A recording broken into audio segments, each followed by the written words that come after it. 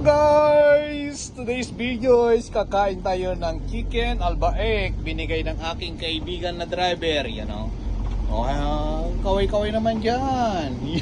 Parang kaway mayaman niya. Paano yung kaway ng mahirap, pre? Kaway ng mahirap. Maloko. Paano naman yung kaway ng bakla?